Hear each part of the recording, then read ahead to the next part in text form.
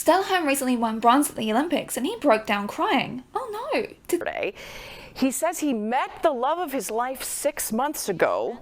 Then 3 months ago, he made the biggest mistake of his life. Apparently, he already told her about the affair a week ago. And then he told the world. Wait a minute, the love of your life that you've been with for 6 months, you started cheating on her at the 3-month mark? The world's most beautiful, wonderful person in the world. And 3 months ago, I made the biggest mistake of my life and cheated on her. You couldn't keep your belt on for a fiscal quarter, yet you had to humiliate her on international television? Also admitting the guilt impacted his preparations for the Milano Cortina Games. That's all I've been thinking about for a week. Oh, has it been a bad week for you because of your poor choices? And it's been the worst week of my life. Has it thrown you off because you realise that actions have consequences? But I only have eyes for her. Why are there no tears falling? Did you learn that trick from Erica? Maybe there's a chance that she will see what she really means to me, and maybe not. But I don't want to think I didn't try everything to get her back. He may have only won bronze then, but he got a gold in manipulation. His ex was tracked down by journalists as well. It's hard to forgive, even after a declaration of love in front of the whole world. I did not choose to be put in this position and it hurts to have to be in it. We have had contact and he is aware of my opinions on this. That is CBS News reported. So she didn't say no then, right? Yes, the woman who wants to remain anonymous and didn't want to talk about it, she didn't explicitly say no, so the door is wide open, right? This is why Nikki Glazier said, CBS News, America's newest place to see BS News. And we're all very much on the side of Stephen Colbert here. But what did his teammate who won gold do? Johan Olofsbottom dedicated it to their teammate Sivert, who passed away in December. Johan Olof was actually the one who discovered his body and had to do the police report and went through the whole grieving process. They had the funeral, everything. He said that it felt like they were racing together in that last lap. This is gold medal behaviour. But nobody knows about this because Sturla took all of the attention and put it back onto himself. It was never really an act of declaration, it was an act of manipulation. Clearly he's got some issues with restraint. Or maybe he doesn't, because aren't grand gestures meant to be super romantic? I mean, that's how you prove you're sorry, to make a big show, a big to-do about things. Have you ever thought about the other person and if this is something that they even want? Do they even like big public displays of affection? And that is a whole future video topic in itself with the proposals, so subscribe if you haven't yet. If the ex so happens to be watching, you dodged a bullet with this crusty dude. The thing is, if they got back together, I can almost guarantee you he would use this against her. You can just imagine it. Didn't I prove my love to you by humiliating myself? You should be grateful. Nothing's ever good enough for you. I have a question for all of you. Has it ever made you love somebody more when they've embarrassed you in front of other people? Or has it made you feel like you have to go along with it due to the social pressure that has been created? Stella's not the only one who's been waving red flags recently. It's a little difficult for me to talk about production because that's not my territory. Tyra, what are you doing here? I thought your documentary was all about taking accountability. I haven't really said much. Was that in the room with us at all? Because I don't feel so. It feels like the entire purpose of the documentary was to launch cycle 25 of America's Next Top Model, which nobody has been asking for. We are not rooting for you after your repeated patterns of behaviour, Tyra. Reality Check, the documentary about America's Next Top Model, launched last week on Netflix and everybody has been talking about it. And all of this ties into much broader themes at the facade of accountability and humiliation of women and girls that we are actually seeing more of. Let's start with that documentary to really show the manipulation and humiliation at play, which has formed a massive part of our culture. My patrons were the ones that voted for this video and they already have the extended and uncensored cut, and you know what Netflix is like anytime it comes to copyright, so they're getting the director's cut of this, because the version that you're going to get on YouTube, I'm going to probably have to use some still frame. Like, I can feel and taste what people want to see. Had to get changed into the deflection trench coat because that's apparently what you're meant to wear when you're taking accountability. There's a big difference between explaining your reasons and being sorry and deflection and gaslighting. And throughout this whole documentary we are seeing the latter on full display, not only by Tyra but everybody involved. Why are we filming this? This show wasn't meant to help us, it was meant to break us down. This documentary made a massive deal about all of the harms it caused to the women and girls who were on the show, but then also reflected it back onto society at large, because millennials like me, we grew up with this messaging, so did a whole bunch of Gen X and Gen Z. Your designer's dream. You gotta work on the thighs. Got that booty thing, you gotta you really watch the diet and exercise. Let's just call it as it is. Robin, first of all, is too old to be starting model. She's huge. She's not going to be a top model. She won't. That's the reality. That's for a car toppling company. And because of the messages that we repeatedly saw on this show, we took those to heart, okay? So they show all of these harms, and yet they never actually say sorry. Oh wait, no, Tyra says sorry one time with this. And so I say to Kenya, boo-boo, I am so sorry. Boo Boo, I am so sorry. This is the most condescending apology ever. Oh, well, we wouldn't do it today. It was just back then. That was just how it was back then, but we have 20/20 vision now. There is an entire section where they're talking about how popular this show has gotten. They're getting tens of thousands of applicants. They nearly have a stampede happen. I remember looking at CNN and seeing this riot breaking out in the street. Pandemonium broke out. America's Next Top Model was the most watched show on the network, yet at the very same time, they're saying that it was a time of fear factor. It was a time in the world where there was a show Fear Factor, kept creating more and more and more. You guys were demanding it. Viewers wanted more and more. More. To be honest with you, we were watching the show because we wanted to be able to see the behind the scenes of modeling, behind the scenes of fashion. We wanted to be able to see these relatable girls go through their transformations, learn skills of the trade, and also learn tips and tricks ourselves. And lots of girls were watching this show because they thought this could be my ticket out of my bad situation. Because reality shows, they really prey on people who are in vulnerable positions. Just because Joe Rogan was doing Fear Factor does not mean it works in a show that was meant to be showing the behind the scenes of the fashion industry and challenging it. Tyra said so many times that she wanted to challenge and change the fashion industry. But just showing all the differences and all the different types of beauties. I had a feeling that I was going to change the beauty world. I'm going to say the exact opposite than what these people in fashion have been telling women for years. Yet she was constantly perpetuating it and actually doing it on a global, vicious scale that all of us were witnessing, because before it was kind of behind the scenes. She brought it to the forefront and enforced it. They had to do a lot of body work on you and retouching. It's all about choices, Kenya. You can get a burger and take the bread off. I make it work when I have to. Thank you. The documentary really is a faux veneer of apologia. Humiliation of girls and women is incredibly popular, and Danielle, before she even went on the show, knew it was a way to humiliate girls. Because it's fake modeling. Do they humiliate girls on that show? But she went on it anyway because it was her option to be able to get out of the bad situation she was in. And she was forced to have her teeth permanently changed. Refuse to have your gap closed. This is all people say. It's easier, it's beautiful cover girl. It's not marketable. I don't want to completely close it. Well, I guess she just left the gap wide open for another girl, baby. I agree. If I don't get my gap closed, you're gonna send me home. Same as Joni, who went through painful hell, and they only fixed surface level problems with her teeth. They ground the rest down to stumps for veneers. If this documentary was meant to be about taking accountability, nobody was reaching for it.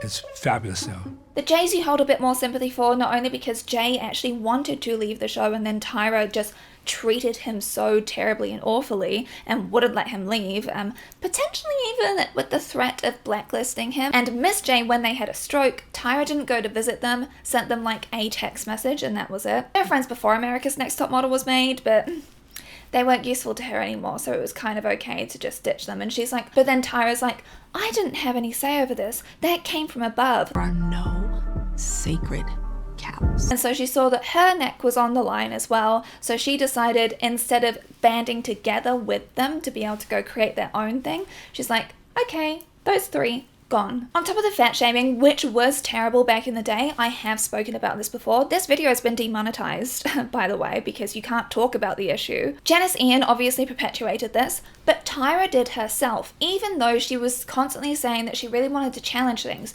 she was still enforcing them until it turned back onto her with the famous bikini incident. To all of you that have something nasty to say about me or other women that are built like me, kiss my fat ass. Tyra lamented these things at the same time as perpetuating them and making a spectacle out of people such as Kenya. The point is humiliation. This is entertainment for the masses, humiliating girls.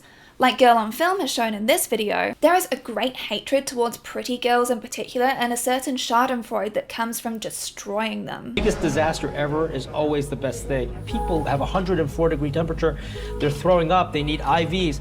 That's the best news I could ever have. Please skip to the next timestamp if discussions of SA are too much for you. There was an instance of SA on a photo shoot which Kenya even stopped the photo shoot about, and she was berated for holding up production. Nobody out of this crew of like 50 people wanted to step in to help her to stop this guy from being inappropriate and grabbing at her, and like Kenya says here, the photo that was chosen is a photo of Bertini literally grabbing my legs. I mean, the receipts are right there. Even the apology isn't really an apology. It's just like, well, that's what the modeling world is like. You just have to get used to it. The reality of the world. There was this shrugging off mentality, even though Tyra Banks constantly was saying how bad the modeling world was and how she wanted to make this show to challenge it. In a fun way, where he knows to back the heck up. I felt like that was empowering her based on the information that I had. It's actually empowering that nobody stepped in and that you should have taken control of that situation yourself. Victim blaming mentality right here. The one who really got dragged through the mud was Shandy from Cycle 2. In Milan, she hadn't eaten all day and drank like 2 bottles of wine, so completely out of it. And the crew just continued to film her because they're like, it's a documentary which is meant to capture everything. If someone is intoxicated, they cannot consent. We know this, right? What happens while you're on camera, we're going to document all of that. But because of victim blaming mentality and because they're like, oh, this is great for the story, they filmed everything. And yet what they're doing is they're saying, oh, we left so much on the cutting room floor. When the next day, Tyra, despite feigning ignorance and saying that she didn't know what was going on, she did the whole spiel about cheating is really bad and making Shandy feel even worse. She was begging to go home. They refused to give her a phone to be able to call her boyfriend up to talk to him about this situation when Tyra had kind of pressured her into doing that. I did become a master editor. It's important for people to know that we didn't put everything on TV. They filmed the entire thing, made a spectacle out of her, and Shandy got utterly destroyed when she returned back home. The entire incident of SA was framed to be a cheating scandal. And like I said, it's all about the humiliation of women, because who's the one who gets the shame? She is. Them trying to say, oh, we left so much on the cutting room floor that we didn't include. That means that you were filming this crime for however many hours. You kept on making all these conscious choices to include it in the show because it makes for a good story. And this was used as a lesson for all of the girls watching. She is responsible even though she's blackout drunk. She was asking for it because she was drinking. That means that she is a shameful woman anyway and deserves no sympathy. She let this happen. She deserves to be treated like scum.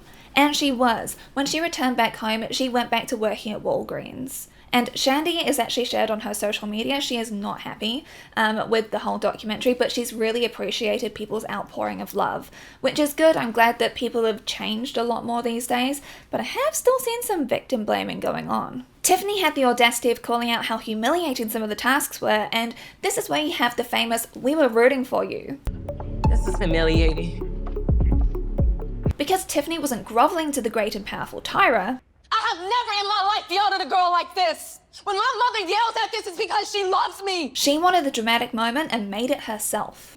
I was rooting for you. We were all rooting for you. How dare you? Apparently she said even worse things than this from a 2017 BuzzFeed article. Among the other things that haven't come to surface, Tyra said this: "You can go back to your house and sleep on your mattress on the floor with your baby." This is something which has always stuck with Tiffany, and Tiffany is yet another person who is not at all happy with the documentary, nor with Tyra or the crew. It's so comical to me that Tyra's just like, well, I had nothing to do with production, executive producer. I had nothing to do with the edit. And she then goes on to say, I was a master editor. Like Christina Brown shared in this reel, this is basically Tyra throughout the whole show. I was just doing what the viewers wanted. I was just doing what America wanted. That's what you told me. They told me they wanted to see models walking backwards on treadmills. She's dodging accountability like she's in the Matrix dodging bullets. One of my patrons made it quite far into the process and shared their experience and their views on the documentary. We were treated like cattle, to be honest. They kept us in isolation and completely in the dark about what was coming until they just threw us all together. We were indeed hungry and thirsty and extremely sleep deprived, and they kept us what they called on ice for hours. When the cameras aren't rolling, you're literally not allowed to talk. You have to sit there in silence with everyone. I mean hours. I remember at one point I had to pee so bad, and when I would try to say something or leave the room, I'd get shushed or scolded. Tyra was utterly uninterested in the contestants when the cameras were off as well, and extremely fake chummy with us when they were on, like Jekyll and Hyde. They asked me about a million questions about the various traumas they make you disclose on the application, and definitely in a way to get a reaction, and I see how you'd be easily manipulated into making good TV to your own detriment. Then they switched tactics and started prodding about the other girls, and if I thought they thought I was weird, and if I was going to be an outcast again, trying to get me to talk shit about them. I think they were going for an N-log, weirdo, and misfit storyline with me, and I didn't give them what they wanted. They ended up giving that storyline to another girl instead who was just odd, and so the other girls were mean and exclusionary to her on the show. They knew that was a story of my life, and honestly, it's how it likely would have played out for me. I don't think Tyra J or Ken or Nigel are truly sorry or regretful, no. I kinda wanted to slap her disingenuous, overly rehearsed, non-accountability ass. I know that she thought she could be presented well and just use this as a plug for Cycle 25, and I'm glad that they basically held a camera up to her and let her talk herself into an even tighter corner. No one came off well. No one took true accountability. 100% with you. Tyra really does strike me as the girl boss who climbs a ladder and then drags it back up after her. Not only with her mistreatment towards women on the show, but also mistreatment towards her own friends. Tyra mentioned in the documentary that models are kind of unsympathetic, but I would argue that girls and women are used as humiliation to teach other women and girls what is not acceptable and how you have to fall in line. This is the stuff that keeps the patriarchy machine going, and America's Next Top Model perfectly personifies this, especially with how they're not taking any accountability now. It all was about humiliation, really. Because not many of them even went on to have successful modeling careers. They kept on reinforcing that you must comply, otherwise you'll be shunned, unwanted, and your reputation ruined. And there's nothing easier to ruin than a woman's reputation. Think about how these girls and women were mocked when it came to these extreme makeovers that they had to go through. They were labelled as hysterical, overly emotional, they don't want it enough, making such a big deal out of nothing. We know what's best for you, so you need to do what we want. It just so happens that during the interview process they find out about all of your triggers and traumas and stuff,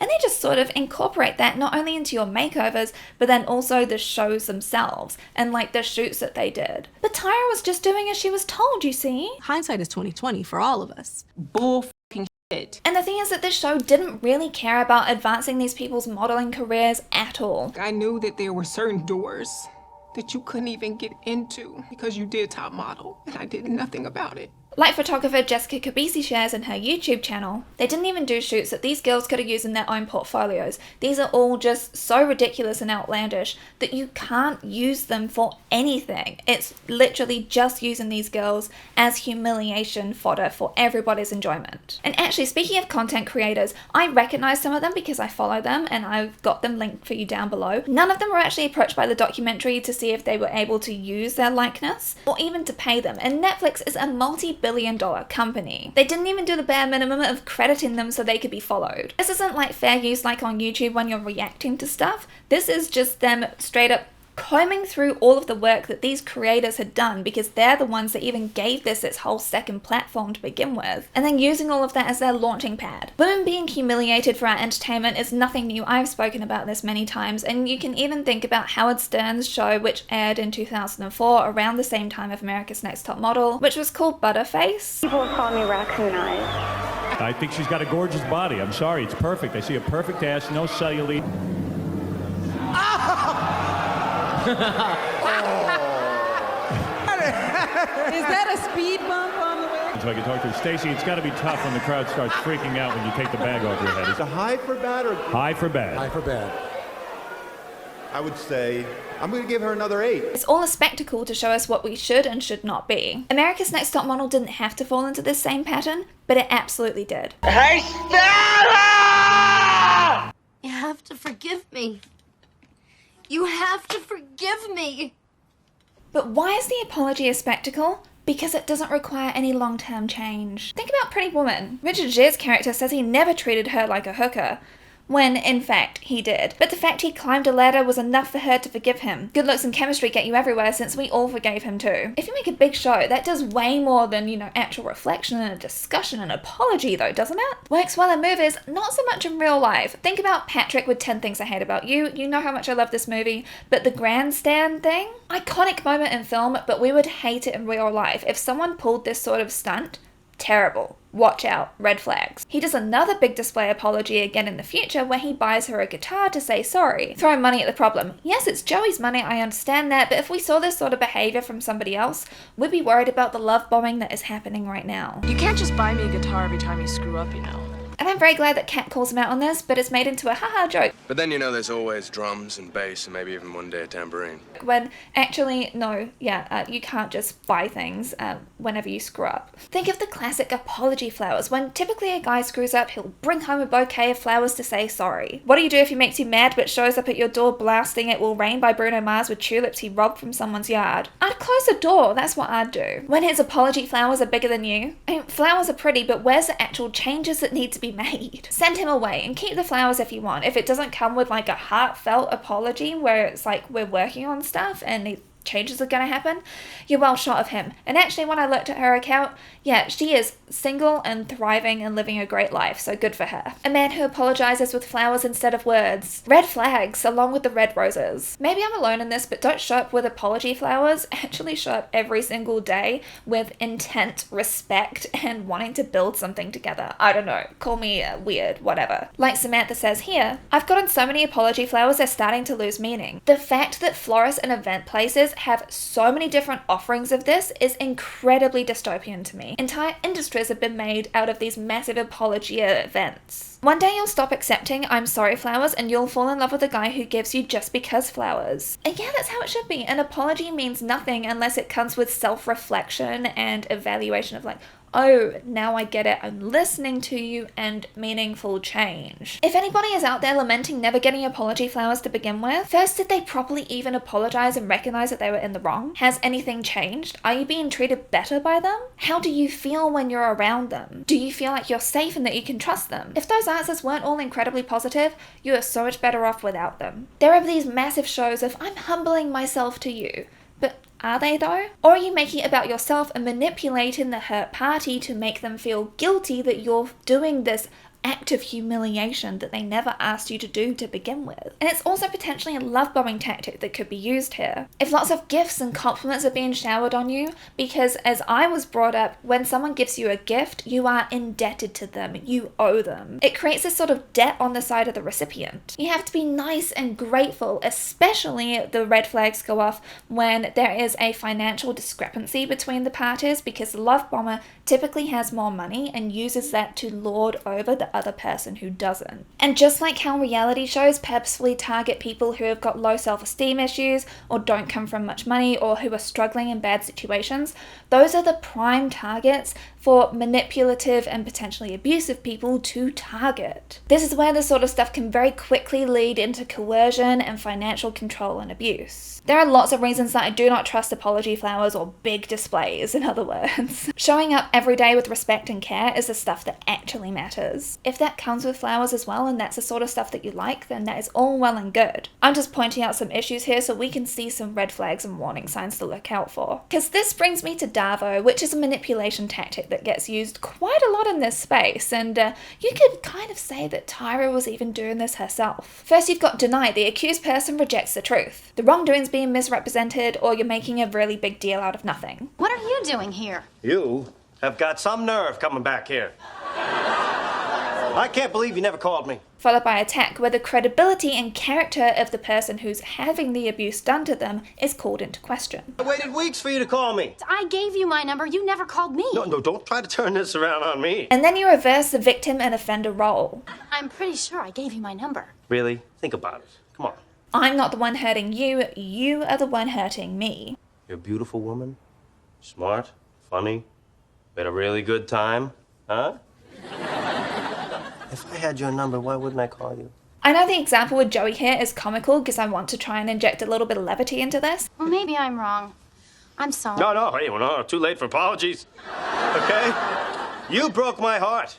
You know how many women I had to sleep with to get over you? But it is showing a very real issue that can crop up. And this also perfectly illustrates the tandem of love bombing and DARVO and manipulation in relationships. Love bombing is a form of manipulation and psychological abuse where the abuser showers the victim with signs of affection, attention, and praise. It is a way to build an intense connection quickly and make the victim feel special, loved, and accepted. This form of manipulation is often used to cover up the abuser's intention or to win over the victim's trust. The love bomber will use compliments, gifts, sweet words, flattery, promises of a bright future together, or other forms of affection to manipulate their partner into staying in the relationship. However, once the abuser has achieved their desired outcome, they may suddenly turn cold or abusive. Getting gifts for each other in a relationship is totally fine, but when it's all one-sided and comes with expectations attached to it, and you're feeling overwhelmed by it, that's where you should be starting to get a bit concerned. Especially when this is used in combination with gaslighting. Victims may feel confused about what's real or not due to gaslighting while also feeling dependent on their abuser due to love bombing tactics which prevent them from leaving the relationship even when they know it's unhealthy for them. Gaslighting is a form of psychological abuse where the perpetuator manipulates a victim into doubting their own memory, perception, or sanity through lies, distortion, withholding information, and trivialization, thus creating doubt and attacking credibility. Through gaslighting, the perpetrator is able to control the victim by eroding their sense of trust in themselves and their own judgment, thus making them easier to manipulate using DARVO tactics. While DARVO can be used as part of a broader pattern of coercive and controlling behavior, it is distinct in the fact it focuses specifically on manipulating the victim's perception of events. This can make it harder to identify and address as victims may not understand they're being manipulated. A really good recent example is the movie The Housemaid, and I'm still bitter and angry that they cast Sydney Sweeney in that role because Amanda Seyfried is incredible in it, loved it. However, Sydney felt quite flat a lot of the time, so whatever, but I know that they could cast her so that she looked very similar to Amanda Seyfried. Spoilers for the movie, skip ahead a few seconds if you don't want to know. Both of the women are from really vulnerable situations where they don't have anyone else to turn to, they don't have family that they can go to, they don't have money behind them. Amanda's character already has a kid. He purposefully latches onto them and love bombs them in the exact same way so that they feel like they can be safe with him and everything's fine, when actually he is a controlling, really abusive, and terrifying man. I actually really enjoyed that movie. You'll have come across your friends and loved ones sharing their examples of how they've been mistreated by their partners as well. And you'll see many examples on Reddit. This one I'm about to read you perfectly showcases DARVO in action, where a mother of 3 was being cheated on by this man who was dipping his ink in the company nib because talk about cliches. His work phone fell out of the bag and the text messages were visible. The screen lit up with a text, "Same time tomorrow, can't stop thinking about you." My stomach dropped so hard I thought I was going to be sick. A whole thread with a woman from his office, months of messages, pictures, plans. "I miss you, I need you." Him calling her baby. Meanwhile, I'm here wiping noses, making lunches, folding laundry, and losing myself a little more every day. Let me guess, the whole "you're paying more attention to the kids than me" excuse is gonna come up. You're not the woman I married, you're not any fun anymore. How he's not getting enough attention because she's looking after his 3 children. What's he doing to support her so that they could actually have some quality time together and she could give him some attention, huh? When he came home, I confronted him. He went from denial to anger, crying. It didn't mean anything. It only happened a few times. I didn't know how to tell you I was unhappy. He actually went and said, "You're always stressed, you never want to have fun anymore." She made me feel appreciated. I swear something inside me just snapped. I told him I didn't even recognize who I married anymore. I raised my voice, I cried. I asked him how he could do this to our kids, to me, to our family. What did I tell you? DARVO went around to attack her. She isn't constantly stroking his ego, so she is the reason that he cheated, of course. Why are you rushing around after our children when you should be thinking about me? First he denied, and when that didn't work, he went to attack. Now he's saying I'm the one making things worse because I'm overreacting and tearing the family apart instead of trying to fix it. His mum called me yesterday and said, "All men slip sometimes, you have kids. Don't throw everything away over a mistake." A mistake? Now he's telling people I lost it and I'm emotionally abusing him because I cried and yelled when he admitted he cheated. I don't know what to do anymore. See, he then reversed the victim and abuser role, making himself into the victim to everybody around him. His own mother was in on this, supporting him, even calling her and berating her. Oh, the worst kind of boy mum ever. Yes, I still want to make a future video on this. Like, she has now become the bad guy because she was rightfully hurt by his actions, by his breaking of their vows, and yet she is now the problem. The thing is that he put so much effort into sneaking around and having this whole affair, making all of these plans and going behind her back and everything, whereas if he actually just put a modicum of that amount of effort into the relationship, supporting his wife and being there to raise the children that he most likely wanted to have, they wouldn't be in this situation to begin with. But he would rather put the energy and effort into something that serviced only himself over there, not wanting to support her. Everything was calculated because she is a stay-at-home mum as well. She's 34, he's 37. 3 children, right? So he thought that she had nowhere else that she'd be able to go. He thought that she'd have to stay with him. I've also come across some videos in my feed of people sharing their own situations of dealing with a cheating husband or whatever. However, beware of rage bait, because as soon as I went onto their channels, I could see, oh my goodness, this is all the content that they make. And it's linked in with like their AI crappy companies as well. So just a heads up when it comes to people making money off this, because with videos you can make money, you can't really make any money off Reddit, even though sometimes people do lie. I'm not saying that they don't. But the comment sections on these videos, everybody's duped by them. Has long been full of Madonna wannabes, and I might have even dated a couple. Humiliating a woman that you're in a relationship with is absolutely nothing new. Justin Timberlake, it could be argued, made his entire career off it. All I can say is, I wrote what was in my heart that came from a place that was genuine. Without her, he would actually have no solo career. The public insisted on pop star purity, which could be an entirely separate video. And when Barbara Walters questioned him, his response is, Brittany has always said, and I'm quoting, good morals mean waiting to have sex until after you've been married. I would definitely agree with her on that. Okay. Did you and she live up to this during your relationship? Sure. Sure. Okay, I asked it, you answered, right? There you go. We both did our job. There you go. Well, he didn't outright say anything, he just implied it. And I have to shout out the channel Spears Timberlake because they've created massive archive footage of their entire relationship. I've got them linked for you down below. Justin made millions off calling Brittany a cheating whore effectively, even though we know that he was cheating on her to begin with. And because such a big deal was made about Brittany's purity and everything, remember when he went onto that radio show and was questioned and responded with this? Did you Britney Spears? Yes or no? Oh man. Come on, man. Okay, I did it. No. Bragging rights for him, shame on her for not upholding to this image that she was forced to maintain. This was how he launched his Justified album, by using a body double of her. Meanwhile, we now know that he completely abandoned her when she had to go through an abortion at home alone and was in incredible excruciating pain like she's talked about in her memoir. It was his, by the way. He should have been there with her, but he didn't care enough to be. Dude had such a good PR team defending him, and Brittany, as we know, was basically abandoned. She had nobody really fighting for her, and you add in that the misogynistic climate and feral paparazzi and her father and mother who used and drugged her, she was honestly destroyed. And Justin also made his career out of humiliating another woman as well, Janet Jackson. She was the one that got flack for the wardrobe malfunction, though he was the one who actually ripped it. But he came off squeaky clean and everything was fine with him. Everybody was just so sorry that he had to go through what he did. And did you know that this is actually the real reason that YouTube, the platform that you're watching this on, was even launched to begin with? People have been profiting off the humiliation of women for generations. This is because people wanted to see that infamous video from 2004 Super Bowl. Chad Hurley, 29, Steven Sen, 28, and Jawad Karim, 25, lamented how tough it was to find any footage of this incident online. And we also know that bitter, angry Mark Zuckerberg, who wants to bring masculine energy back, created Facebook because he wanted to have a rating system of hot or not for the girls who were at Harvard. Janet Jackson's career got completely ruined for so many years, but being the one to humiliate them can launch you into greatness, into billions. The tape of Paris Hilton was actually intimate image abuse, and she got shamed relentlessly for it.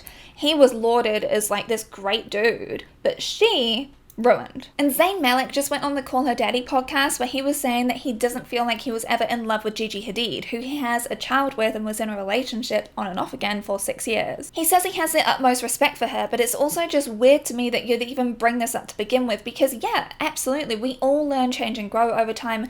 Every relationship is different, but that doesn't erase the past that we had. That doesn't erase love that we had for people in the past. But the part that I want to focus on is when he says this. I don't think I was in in love with her at that point. Otherwise, I would have been a better version of myself. There is this whole notion that if you love someone, you're going to always treat them better, especially if it's a man, because otherwise the default is disrespect to them. Well, if he really loved you, he'd treat you better, then you must be doing something wrong. Again, to bring up the housemaid, spoiler. I haven't felt this way about somebody in a very long time, possibly ever. And I want to help you out. Andrew says this to the new love interest when he was actually married to this other woman who he said that he was in love with. It's just such a weird thing to try and erase the past, to be like, well, I never loved anybody before you. Like, it can't be real love if you fall in love again. Whereas I say that, you know, you can fall in love and it's always different, you know, how we're all different people. Each relationship's going to be different, and it's okay to say that.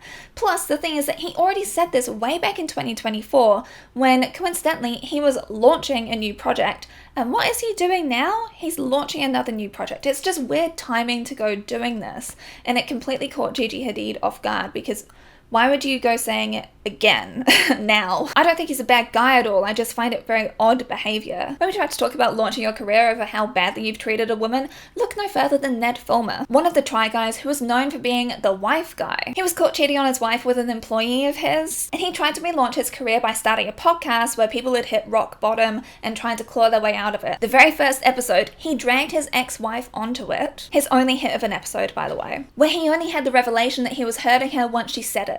Traumatized you were, and then it was just, I've been hurting this person that I love this whole time. You didn't realize until then? Well, you know, but then there's other things you tell yourself to kind of sort of compartmentalize, or I guess.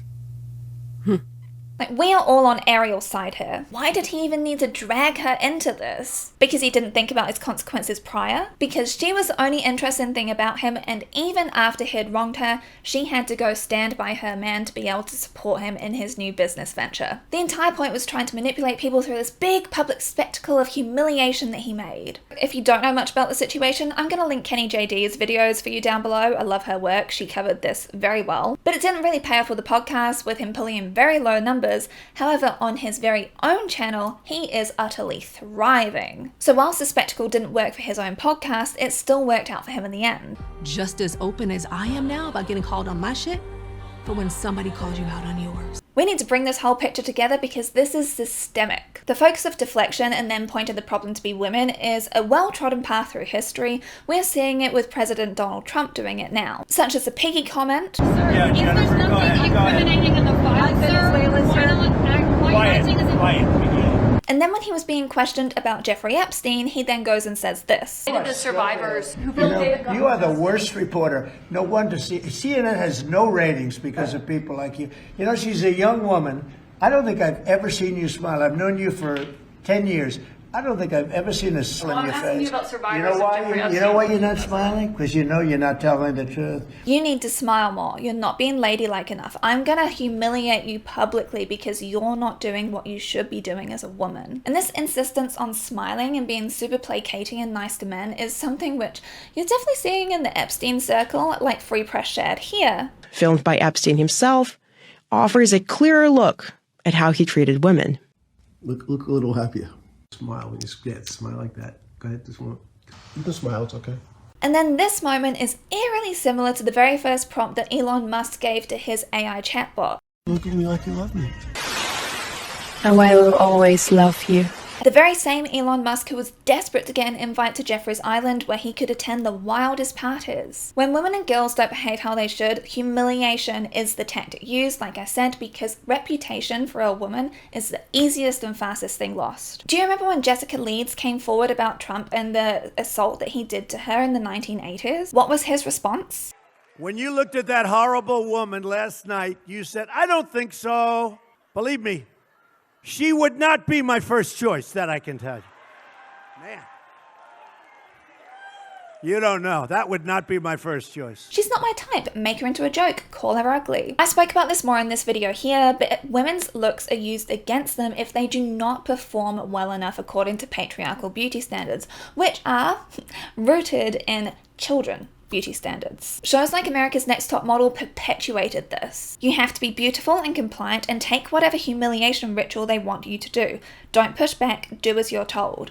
This was the messaging that we grew up with. This was the stuff that really shaped us. And if you didn't grow up watching the show, that's cool, that's great. I'm sure that you would have still seen this sort of messaging around you and probably treated worse if you didn't adhere to it. Do you know how we had the Me Too movement started by Tarana Burke in 2006, which gained steam in 2017 when celebrities actually got involved and came forward with their stories? As the 19th report, Jeffrey Epstein and his friends were very heavily interested in everything that was going on with the Me Too movement. They were constantly lambasting the women that were coming forward. Jeffrey was keeping such a close watch on this and actually advising men on what to do, including Lawrence Krauss, who wrote in an email, "Bottom line is that Jeffrey is not only friends with most of the famous people from finance to business to Hollywood who have either been brought down during Me Too, and he also speaks regularly with people ranging from the awful White House people who he's friends with to Ken Starr, etc." They were following up and sharing messages with each other of unbridled hatred and victim blaming, and they just wanted the blood of these women. And the guys were turning themselves into the victims in this situation, saying that these women were just sharing all of this nonsense and they need to get what's coming to them. You see how this messaging has become so prolific today? Podcast bros bringing women onto their shows with the sole purpose of humiliating them. The guys that film women in the streets without their knowledge to humiliate them on a global scale to make money off it. The humiliation of women as entertainment has never actually gone away. If you've been related to any of the red flags that I've been waving throughout this video and feel like you may be in an abusive situation and you don't quite know what to do right now, I've got some resources linked for you down below. I don't want anybody to feel like you're gullible or pathetic or a loser or whatever the labels always get slapped onto victims, and if you're only realizing it now and you're like, oh my gosh, I feel so silly for like falling for this stuff. The whole point is it's manipulation that has happened. And when you're raised in this sort of environment, you are just following what you've been taught for all of these years. And if you are from a more vulnerable background, if you're from an abused background, if you're not from money, if you're not from a secure background, you are way more vulnerable then as well. So I don't want you to be hard on yourself at all. One piece of advice that I've seen, especially in regards to dealing with DARVO, manipulation, and gaslighting, is to document things as they happen. Photos, videos, keeping a written diary of it, maybe even handing that to a friend if they can look after it for you if you don't feel like you can keep it safe at home. Something that you have privately so you can look back on what the reality of the situation actually was. And then you're able to see if things have been twisted. The thing about an apology is it's sincere and uncalculated, something which it seems that nobody at America's Next Top Model felt like they could do, and something that Sturla, with that initial response, definitely didn't do. Because I like to end things on a bit of a higher note, I've got a bit of a fun video for you. You've probably seen this viral clip of a Japanese volleyball game being played, and Nishida, one of the players, accidentally hits a referee with a ball. He dives across the entire court to apologize. It was a clear mistake. Dude could not bow any lower to the ground to apologize. Like, he is on the ground. The lower that you bow in Japan, the deeper the apology is. I believe that this is a Dosega apology because that's the deepest, most sincere, most humble apology that you can do, but do correct me if I'm wrong. He clearly felt so bad about this. This was an instantaneous reaction. You even see him afterwards, like, he is feeling like deep shame and embarrassment for what he did. It just so happened to go viral. If you made it all the way to the end of this video, please leave the eyes emoji, because I feel like a lot of us are going to be side-eyeing people like Tyra when she's coming in with this whole, I'm going to make America's Next Top Model cycle 25, and all this other nonsense that we're seeing. I'm glad that people are calling it out, and I'm really, really glad to see people have caught on to all of this. I mean, we've seen enough YouTuber apologies with ukuleles, haven't we? And there's also apparently going to be another documentary about America's Next Top Model coming out next month, I think around the 13th or 14th of March.